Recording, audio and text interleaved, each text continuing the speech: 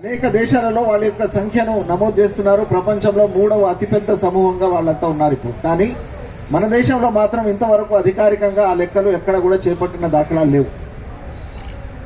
అయితే ఈ సామాజిక సర్వే జరుగుతున్న క్రమంలో మమ్మల్ని కూడా గుర్తించండి.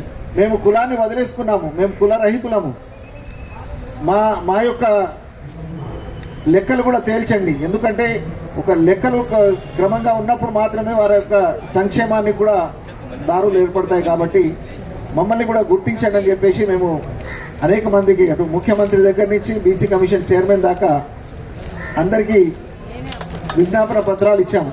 కానీ దానివల్ల కూడా ఏం ఉపయోగం లేకపోయింది. అప్పుడు కుల నిర్మూలన సంఘం ఒక అత్యవసరమైన సమావేశం ఏర్పాటు చేసుకొని ఈ విషయాన్ని హైకోర్టులో వేయాలని చెప్పి నిర్ణయించుకొని వెంటనే హైకోర్టుకు వెళ్ళడం జరిగింది. అతి తక్కువ సమయంలో, బహుశా ఏ కేసులో కూడా ఇంత త్వరగా తీర్పు వచ్చిందో, తీర్పు అంటే తుది తీర్పు ఇంకా రావాల్సి ఉంది. కానీ ఒక మధ్యంతరంగా ఒక వెసులుబాటు మాకు కల్పించారు. ఒక 2-3 డేస్లోనే ఆ విచారణకు రావడము, ప్రభుత్వానికి మా యొక్క అభ్యర్థనను మన్నించి ఈ నమోదు చేయాలని చెప్పేసి సూచిస్తూ జస్టిస్ నంద గారు ఒక మధ్యంతర ఒక ఆర్డర్ ఇచ్చారు.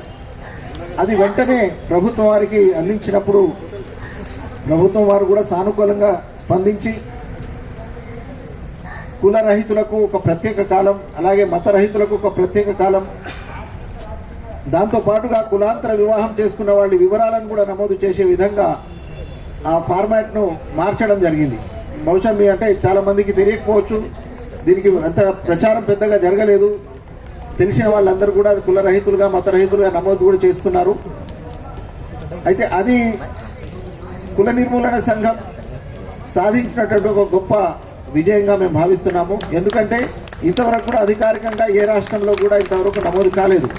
ఇది తొలి అడిగే కావచ్చు, కానీ ఒక అడుగు మాత్రం పడింది, ఒక దారి మాత్రం మనకు ఏర్పడింది. కాబట్టి ఆ దిశగా మరింత రేపు రాబోయే సెన్సస్లో, నేషనల్ సెన్సస్ రాబోతున్నాయి నెక్స్ట్ ఇయర్, అందులో ఖచ్చితంగా ఈ యొక్క వివరాలను కూడా పొందుపరిచే విధంగా కోర్టు వారిని ఈ ఆదేశాలు ఇవ్వాలని మేము అభ్యర్థించుకున్నాము. మనం అందరం సంఘటితంగా ఈ పోరాటాన్ని కొనసాగిస్తూ ఆ డిమాండ్ను కూడా ఖచ్చితంగా మనం సాధించుకుందాము. ఇప్పుడు ముందుగా జన విజ్ఞాన వేదిక బ్రహ్మారెడ్డి గారిని, వారు మరో మీటింగ్కు వెళ్లాల్సి ఉంది, వారిని మాట్లాడాల్సిందిగా కోరుతున్నాను.